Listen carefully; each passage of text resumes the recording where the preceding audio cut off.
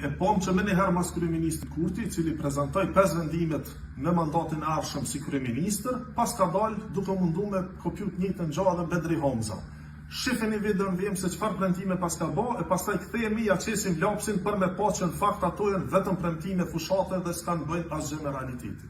Sot dua t'ju prezantoj 5 zotimet e mia të para, të cilat do t'i realizoj si kryeministër i vendit për t'u lehtësuar jetën dhe për ta përmirësuar miqenien e çdo qytetari të Kosovës.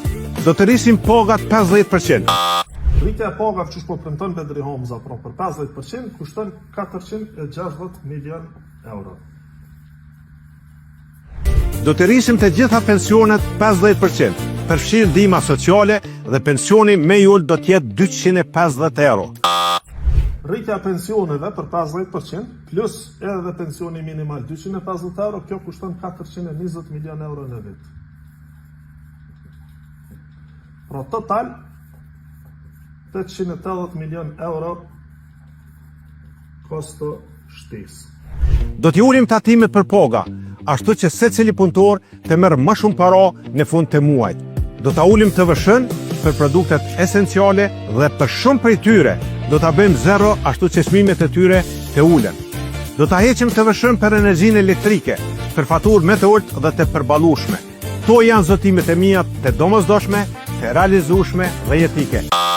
Mirë, por vend që ma në tregu se ka me i marrë këto pare, ai na tregon se çush ka me i ul tatimet.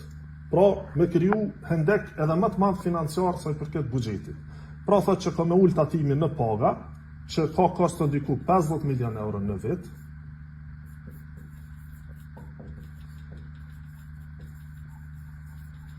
Dhe thot që ka me ul edhe TVSH në produkte bazike, edhe në energji elektrike. Megjithëse nuk i specifikon se cilat produkte janë ato, le të supozojmë që do të ketë spaku një kosto prej 100 milion euro për ulje të TVSH-s. Pra kemi 150 milion euro hendek që janë tatim më pak. Që në total i bjen 1 miliard e 30 milion euro është hendeku financiar nëse mbledhim koston shtesë që do t'jetë edhe 150 milion euro që do t'jetë reduktimi të hyrave. Asnjë ministër i financave, e madje asnjë kontabilist i thjesht nuk kish me bën një gabim të tillë ku pasyrat financiare nuk i barazohen për më tepër se 1 miliard euro. Pra çush po e shihni, librat apo buxheti nuk po barazohet për me më shumë se sa 1 miliard euro. Kjo gjë është tejet jo serioze edhe për kontabilistin. Ma thjesht e lera më për dikë që ka qenë ministër i financave e tash po pretendon edhe me udhëheq qeverinë e ardhshme.